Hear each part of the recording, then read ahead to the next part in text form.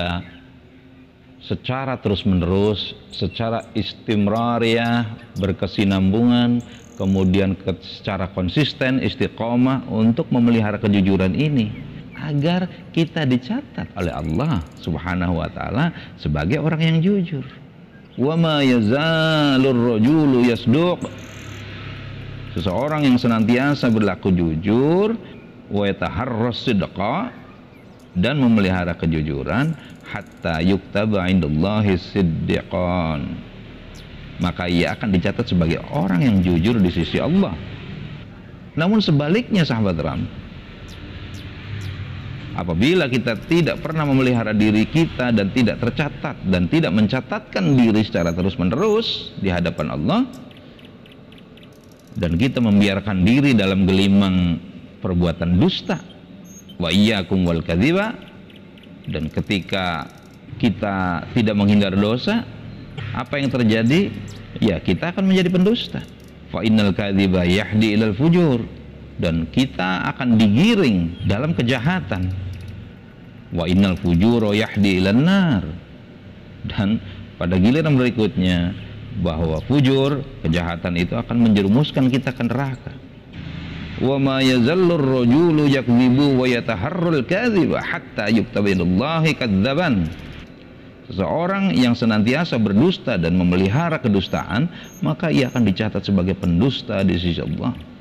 Ini adalah nasihatnya untuk mengembalikan pada konsep-konsep dasar bagaimana Allah dan Rasulnya memberikan sinyalemen-sinyalemen tentang kejujuran, tentang sikap jujur dan menghindari dusta.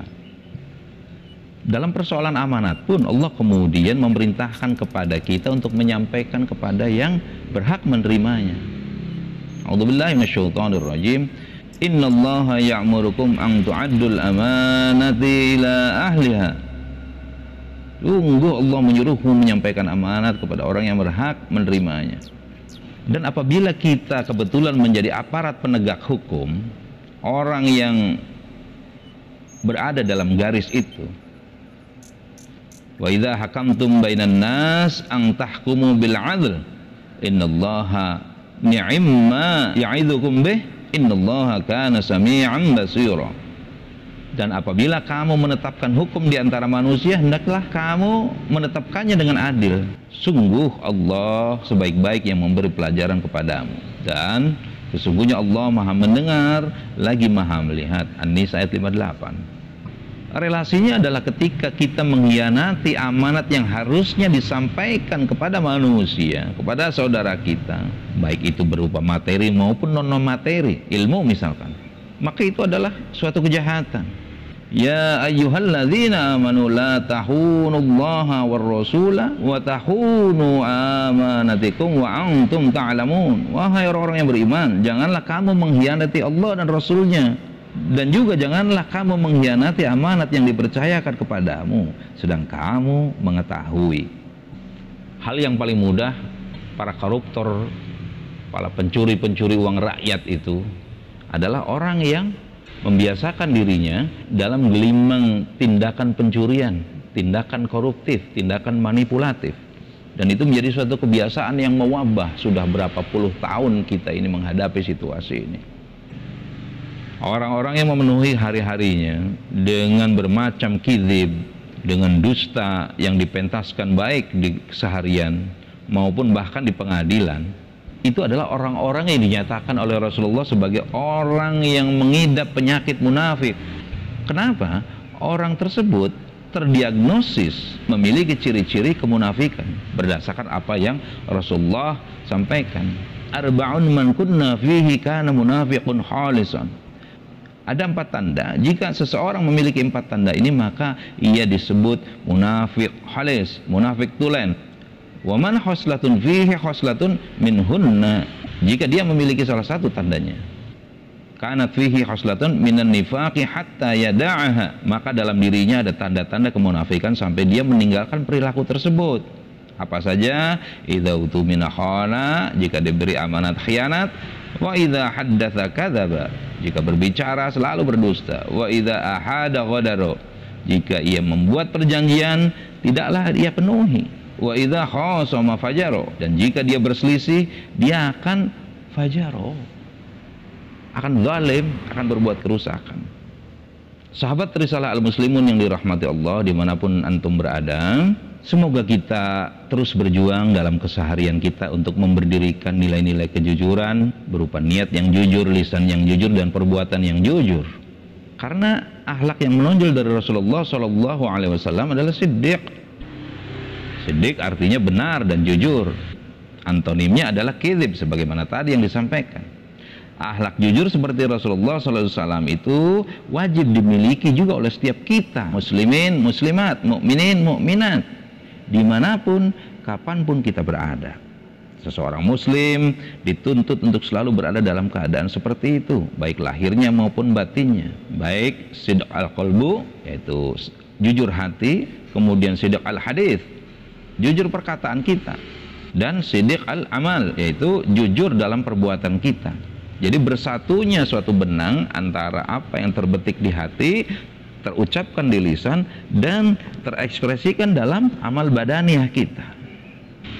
Dalam hal bentuk ini, as-sidqu an-niyah wal azm, jujur niat dan jujur kemauan, di mana kita melakukan segala sesuatu yang dilandasi motivasinya hanya karena Allah, untuk mendapatkan ridha Allah, atau secara singkat lillah dikatakan demikian. Nilai sebuah amal di hadapan Allah Subhanahu wa taala itu sangat ditentukan oleh niat atau motivasi seseorang. Rasulullah SAW dalam sebuah hadis yang sangat populer menyatakan bahwa semua amal manusia itu sangat ditentukan oleh niatnya.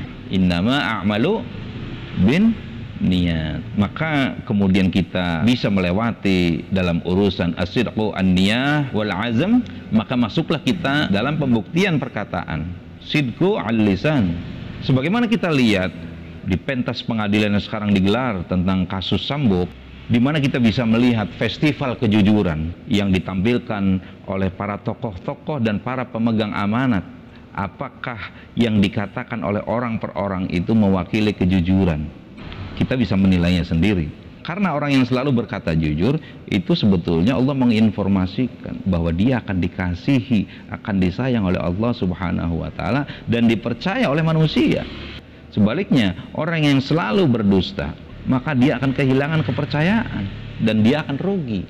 Dalam hal ini, Rasulullah SAW meminta jaminan kepada kita. Jaminlah kepada aku 6 perkara, niscaya aku akan menjamin kalian dengan surga, yaitu jujurlah dalam berbicara, penuhilah jika kalian berjanji, tunaikanlah jika kalian dipercaya, jagalah kemaluan kalian, tundukkanlah pandangan kalian, dan tahanlah tangan kalian.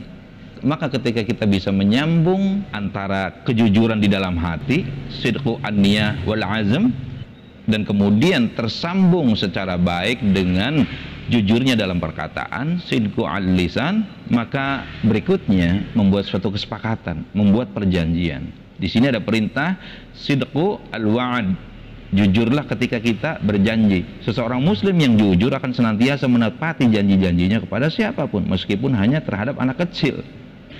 Bagaimana Rasulullah bisa membangun ini? Seringkali kita mendapati nasihat Rasulullah secara ajaib. Biasanya hal kecil dulu yang diperhatikan demikian rupa. Dengan logika yang kecil saja diperhatikan, apalagi yang besarnya. Maka ketika seseorang berdusta saja kepada anak, kemarilah saya akan memberikan sesuatu kepadamu, hadiah misalkan, lalu dia tidak memberinya, maka itu jelas kata Rasulullah, fahiya kadzabatun, cukuplah itu adalah sebuah kebohongan.